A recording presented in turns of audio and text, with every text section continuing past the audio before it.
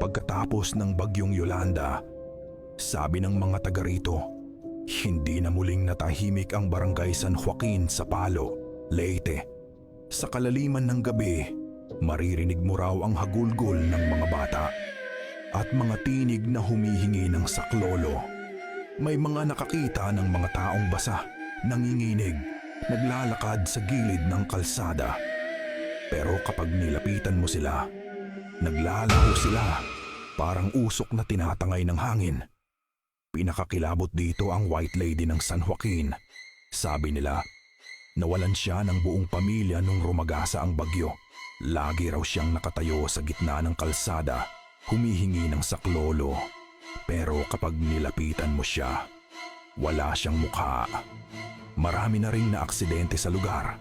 Mga driver na nakakita ng babaeng nakaputi.